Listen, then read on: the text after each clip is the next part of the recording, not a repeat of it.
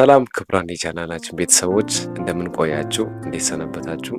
ዛሬ ደግሞ በዚህኛው ቪዲዮ ለእናንተ የሚሆን ቆንጆ ነገር ይዘን መጥተናል። ይህ ምንድነው? እንግሊሽ ወይም ደግሞ የእንግሊዝኛ ፈተና እንዴት መስራት እንደምትችሉ በቀላሉ ስቴፖችን ወይም ደግሞ ትሪኮችን ነው የምንነግራችሁ ማለት ነው። ብዙዎቻችሁ እንግሊዝኛ ፈተናን እንደምትመለከቱ ፓሴጆች ይኖሩታል፣ ከግራመር ጋር ያያያዛል። ፓሴጁ በተለይ በሁሉም የክፍል ደረጃ በሚባል መልኩ በሃይስኩልም በዩኒቨርሲቲም በየትኛውም አጋጣሚ እንግሊዝኛ ስትወስዱ ፓሴጅ አይጠፋም፣ ሪዲንግ ነገር አይጠፋም። ብዙ ጊዜ ጊዜያችሁን ይወስዳል፣ ታይም ቴኪንግ ነው በጣም። እሱን እያነበባችሁ ሰዓት አይበቃችሁም የሆነ ነገር ለመስራት።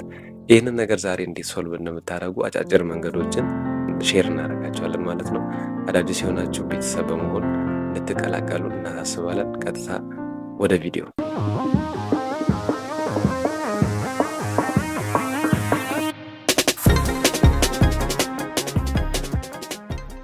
በመጀመሪያ ደረጃ እንግሊሽ ላይ ያው ከፓሴጅ ላይ ጀምር ይችላሉ። ሁሉም ፓሴጅ ይጀምራል ማለት አይደለም፣ መሀል ላይ ይኖራል እንጂ እና መልቲፕል ወይም ደግሞ የምርጫ ጥያቄዎችን እንዴት እንደምትሰሩ ልንገራችሁ።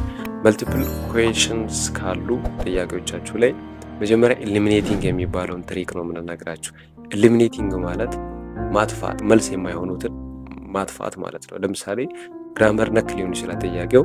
ከዛም በኋላ መልስ አይሆንም ብላችሁ የምታስቡት ምርጫ ውስጥ ከዲ ከሆነ ያለው መልስ አንድ ነው የሚኖረው ምርጫ ላይ። ኦል እንኳን ቢሆን ኦል የሚል ነገር ነው ዲ ላይ ምናምን ወይም ኢ ላይ ይኖራል አንዳንድ ፈተናዎች ላይ። ስለዚህ ኢሊሚኔቲንግ ማለት መልስ የማይሆኑትን እናንተ የምታውቋቸውን ይሄ ለዚህ ጥያቄ ይሄኛው መልስ አይሆንም ብላችሁ የምታስቡትን ካንሰል ማድረግ ማለት ነው። ይሄ በጣም ምርጥ ቴክኒክ ነው። ከዛ ምንድነው የሚቀራችሁ? እየቀነሳችሁ ነው የምትመጡት። መልስ የማግኘት እድላችሁን እያሰፋችሁ ነው የምትመጡት ማለት ነው፣ የማይሆኑትን ካንሰል ስታደርጉ። ስለዚህ ምርጫ ጥያቄዎችን ለመስራት ይህንን ተጠቀሙ። እያንዳንዱ ጥያቄ ለመስራት ያለውን መንገድ እነግራችኋለን፣ የተለያየ ነው። ስለዚህ ለምርጫ ኢሊሚኔቲንግ በጣም ቤስት የሚባለው መንገድ ነው። ሁለተኛው ትሪክ በሪዲንግ ኮምፕሬንሽን ላይ ሪድ ዘ ኩዌሽን ቢፎር ዘ ፓሴጅ የሚባለው ወይም ደግሞ ፓሴጅ ጥያቄዎች እንግሊዝኛ ላይ አይጠፉም ብያቸዋለሁ እና ጥያቄውን መጀመሪያ አንብቦት ፓሴጁን ከማንበብ ምንድነው የምናደርገው? ሁላችንም ያው እኔም የተወሰኑ ጊዜያቶች ሳደርግ የነበረው ድሮ ላይ መጀመሪያ ላይ ፈተና የእንግሊዝኛ ፈተና እንደታደለ አስፈታኙ እንደሰጠን ቀጥታ የምገባው ፓሴጁን ወደ ማንበብ ነው።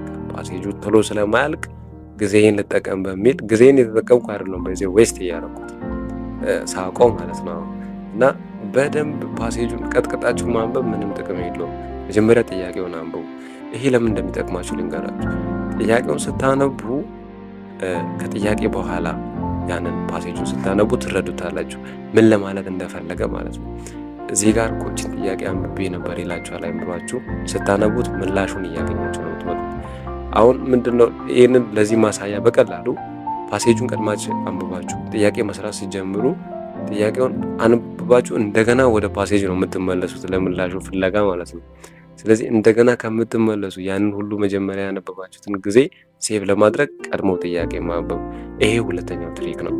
ሁለተኛው ደግሞ ማስተሪንግ ራይቲንግ ታስክስ። የሚጻፉ ነገሮች ሊኖሩ ይችላሉ። ለምሳሌ እንግሊዝኛ ፈተና ላይ በተለይም ትልቅ ዩኒቨርሲቲ ላይ ፍሬሽማን ላይ የዲፓርትመንት የምትማሩ ተማሪዎች የሚጻፍ ነገር ይኖራቸዋል። እሳይ ጻፉ ልትባሉ ትችላላችሁ። እሳይ ለምሳሌ ጻፉ ከተባላችሁ ወይም ደግሞ ሴንቴንስ ኮንስትራክት አድርጎ ከተባላችሁ ከሜን አይዲያውን በጣም ሲምፕል አድርጉት። አንዳንድ ልጆች የማይችሉትን በቃ ውስብስብ የሆነ ነገር ይጀምራሉ ለመጻፍ። እሳይ ጻፍ ሲባል ለምሳሌ ዝም ብለህ ስለ ራስህ ጻፍ ወይም ደግሞ ከአንተ ጋር የሚገናኝ ነገር መጻፍ እንጂ ውስብስብ ሀሳብ አንስታችሁ ማጨረሱትን ጀምራችሁ የሚያርመው ሰው ይሄ ምንድን ነው ምን ለማለት ፈልገው ነው በሚል ግራ ይገባውና ኤክስ ምናምን ወደ ማድረግ ነው የሚመጣው ማለት ነው በቀጥታ። ስለዚህ ከሲምፕል ቶፒክ መጀመር በጣም አስፈላጊ ነው። ሌላው ደግሞ ሪሌቫንት ኤግዛምፕል መስጠት። ለምሳሌ ስጽፉ የሚገናኝ ነገር መስጠት፣ ቀላል ያሉ ኤግዛምፕሎችን መጠቀም፣ በጣም አታወሳስቡት ለማለት ነው። ሌላው ታይም ማናጅመንት እና አቮይዲንግ ኮመን ሚስቴክስ፣ የጋራ ስህተቶችንና ሰዓት መጠቀም ማለት ነው። ለምሳሌ ስካን ኤንድ ስኪም ዘ ቴስት፣ ፈተናውን መጀመሪያ መረዳት። ጥያቄው ሳትረዱ ምላሹ ጋር ሄዳችሁ የምትጨነቁ ልጆች ጸጉር የምትነጩ አይመጣም ምላሹ። መጀመሪያ ጥያቄው ምን እያለ ነው? ቢያንስ ጥያቄ መረዳት 50% በቃ መስራት ነው፣ መልሱን ማግኘት ነው።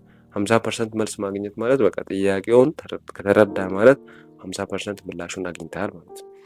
ኦኬ ሌላው ኮል ቱ አክሽን የሚባለው የድርጊት ነው። እነዚህን ነገሮች አፕላይ ማድረግ ፈተና ላይ ስትገቡ ስለ ፈተና የሆነ ቪዲዮ ሰራላችኋለሁ። ብዙ ልጆች ፈተና ላይ ስትገቡ ሌላ ሰው ነው የምትሆኑት። ከመግባታችሁ በፊትና በኋላ ያለው ማንነታችሁ በሆነ ነገር ቢለካ አይደለም። በቃ ብዙ ጊዜ አያለው ኢቨን ሜሞች ላይ ጨዋታዎች ላይ ራሱ ፈተና ላይ ስገባ አይምሮዬን ውጭ አስቀምጬው ነው የምገባው ምናምን። እንደዛ አይደለም መሆን ያለበት። በጣም መረጋጋት፣ ሰከን ማለት ያለፍንባቸው ነገሮች ናቸው። በነገራችን ላይ እኔም ዩኒቨርሲቲ ያለው በጣም ፈተናዎች ላይ ያለ መረጋጋት ነገር ነበረ። ውጤቴን ይጎዳዋል፣ ጎድቶ ማይቻለው። ስለዚህ በደንብ ለመረጋጋት መሞከር፣ ቴንሽን ምናምን አቮይድ ማድረግ።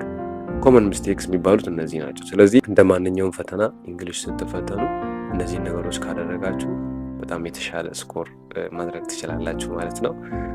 አዳዲስ ልጆች ጆይን ብታረጉ ብትቀላቀሉ ትጠቀሙበታላችሁ። በጣም ጥሩ ቁም ነገር ያላቸውን ነገሮች ሼር እናደርጋችኋለን ማለት ነው። መልካም ጊዜ። ኔክስት በሌላ ቆንጆ ቪዲዮ እስከምንገናኝ ሃቭ ናይስ ታይም